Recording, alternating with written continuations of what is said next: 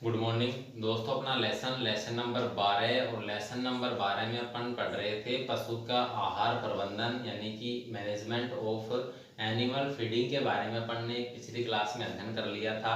आज इसका part number 3 यानी कि पार्ट नंबर 3 चलेगा और इस तीसरे पार्ट में अपन पढ़ेंगे दोस्तों पशु का आवास प्रबंधन। पशु का आवास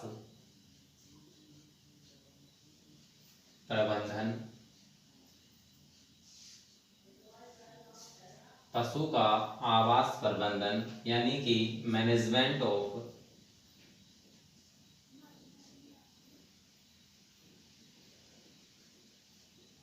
animal housing. Management of animal housing यानी कि पशु का आवास प्रबंधन।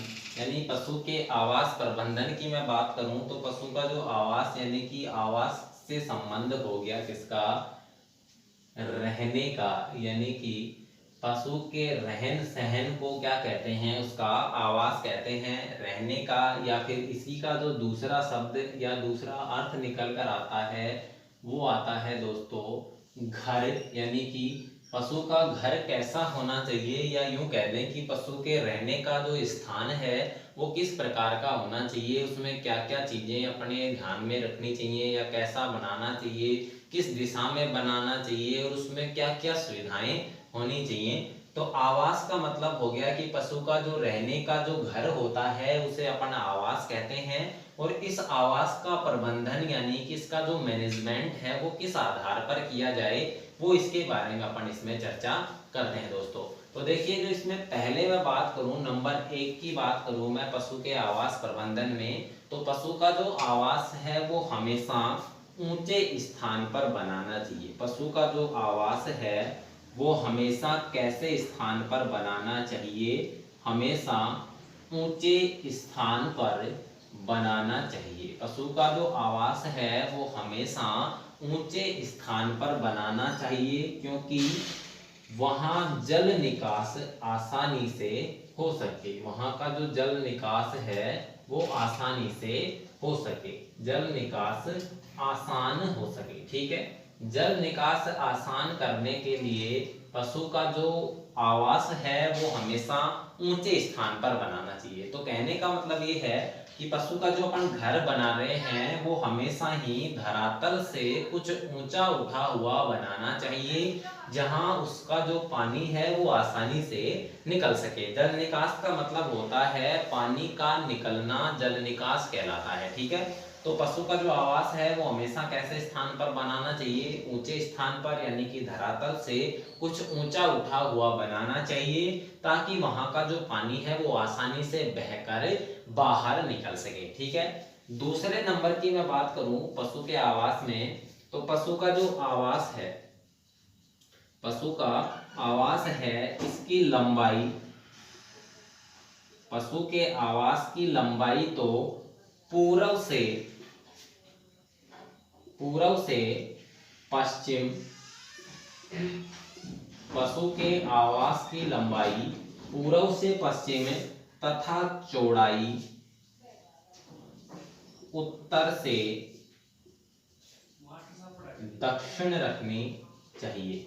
पशु के आवास की जो लंबाई है वो हमेशा पूर्व से पश्चिम और चौड़ाई उत्तर से दक्षिण रखनी चाहिए क्योंकि लंबाई पूर्व से पश्चिम रखने पर उसमें हवा का जो आवागमन है वो पूर्ण रूप से नहीं हो पाएगा। ठीक है, जैसे कि ये तो क्या हो गया, पशु का जो घर है वो हो गया। तो इसकी जो लंबाई है, देखिए इस पशु आवास की जो लंबाई है, ये पशु का आवास हो गया। ठीक है, तो इसकी लंबाई कौन सी हो गई, लंबाई पूर्व से पश्चिम हो गई। यानी कि ये कैसी दिशा है अपनी, पूर्व, और ये कैसी हो जाएगी, पश्चिम। इधर कौन सी हो जाएगी, उत्तर, और इधर कौन सी हो जाएगी, दक्षिण। तो इसकी जो लंबाई है वो पूर्व से पश्चिम है, यानी कि पूर्व से पश्चिम दिशा में कैसी है इसकी लंबाई है, क्योंकि पशु का जो आवास है वो पूर्व से पश्चिम की ओर क्या है, लंबवत है, लंबा है, ठीक है। और उत्तर से दक्षिण ये इसकी क्या हो गई, चौड़ाई हो गई। ये तो इसकी लंबाई हो गई, और ऊपर से नीचे की तरफ देखें तो ये इसकी क्या हो गई, चौड़ाई हो गई, ठीक है दोस्तों। लंबाई हमेशा पूर्व से पश्चिम रखते हैं, क्योंकि हवाएं जो हैं उत्तर दिशा से और दक्षिण दिशा से सर्वाधिक चलती है। जो हवाएं हैं वो हमेशा कौन सी दिशा से सर्वाधिक चलती हैं, हवा का जो आवागमन है वो हमेशा उत्तर और दक्षिण दिशा से सर्वाधिक होता है। तो पशु आवास का अगर चौड़ाई अपन उत्तर से दक्षिण रखेंगे तो वहां खुला वातावरण उसे मिलेगा और वहां से हवा आसानी से निकल सकेगी, ठीक है। और अगर इसको इस प्रकार से बना दिया जाता, लंबाई तो उत्तर से दक्षिण कर देते और चौड़ाई पूर्व से पश्चिम, तो हवा आती जैसे उत्तर दिशा से या दक्षिण दिशा से, तो पशु आवास के अंदर से हवा आसानी से नहीं निकल पाती। और ऐसा अगर ये चौड़ा है तो आसानी से इसके अंदर से क्या निकल जाएगी, हवा आसानी से निकल जाती है। तो पशु आवास की लंबाई हमेशा पूर्व से पश्चिम और चौड़ाई हमेशा उत्तर से दक्षिण रखनी चाहिए, जिससे कि हवा का उचित निकास हो सके। तीसरे नंबर पे मैं बात करूं तो पशु का जो आवास है, इसकी जो फर्श, इसकी फर्श तथा नालियां, पशु आवास की फर्श तथा नालियां पक्की या कंक्रीट से बनी होनी चाहिए। पशु आवास की जो फर्श या नालियां हैं वो पक्की हों या फिर कंक्रीट से बनी हों, जिससे कि वहां पर सफाई आसानी से हो सके, जिससे कि वहां पर क्या हो सके, आसानी से सफाई वहां पर आसानी से हो सके, ठीक है। पशु आवास की जो फर्श है या नालियां हैं, यानी कि जो नीचे का जो भाग है और उसके अंदर जो पानी के निकलने की जो नालियां हैं वो पक्की हों या फिर कंक्रीट से हों। पक्की का मतलब हो गया सीमेंटेड हो, और कंक्रीट का मतलब हो गया जैसे ईंट या पत्थरों का जमाव करके बनाई जाती है, वो कंक्रीट की होती हैं। आधी कच्ची या आधी पक्की जिसे अपन कहते हैं, जिससे कि वहां पर आसानी से क्या हो सके, सफाई हो सके। आगे मैं बात करूं चौथे नंबर पर, तो पशु का जो आवास है इसके अंदर सूर्य का प्रकाश उचित मात्रा में पहुंचना चाहिए। पशु का जो आवास है उसमें सूर्य का प्रकाश उचित मात्रा में पहुंचना चाहिए, जिससे कि वहां पर गीला होने के बाद सूखा भी हो सके, और उसके साथ साथ पशुओं को धूप के कारण उनका जो वातावरण है वो भी अनुकूलित बना रहे, ठीक है।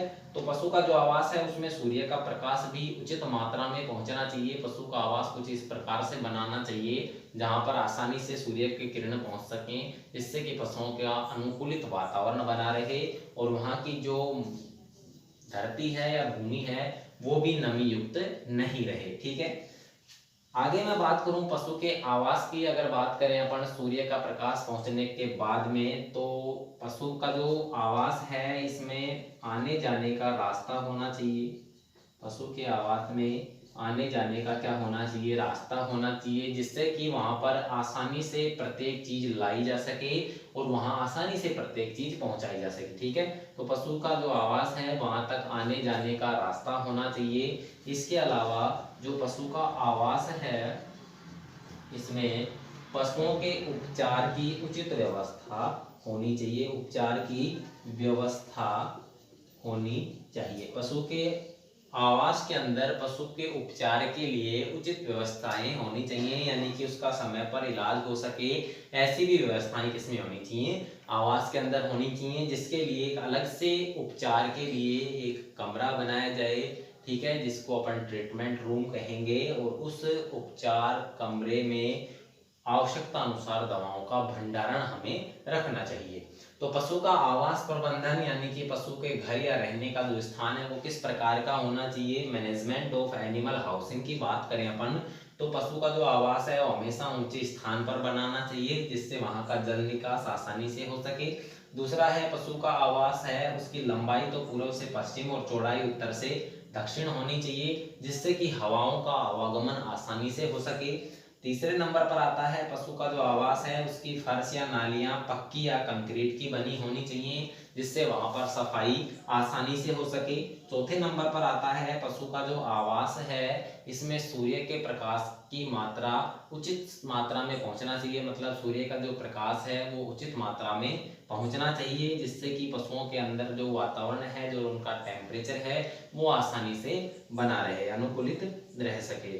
आवास के अंदर आने जाने का रास्ता होना चाहिए, जिससे कि प्रत्येक सुख सुविधाएं आवास तक पहुंचाई जा सकें और आवास से जो प्राप्त होने वाली सामग्री है उन्हें आसानी से दूर ले जाया जा सके। आवास के अंदर उपचार की व्यवस्था होनी चाहिए। पशु की बीमारी होने के बाद में उसके उपचार की व्यवस्थाएं भी किसमें होनी चाहिए? पशु के आवास के अंदर होनी चाहिए दोस्तों। तो ये अपना हो गया पशु का आवास प्रबंधन, यानी कि मैनेजमेंट ऑफ एनिमल हाउसिंग।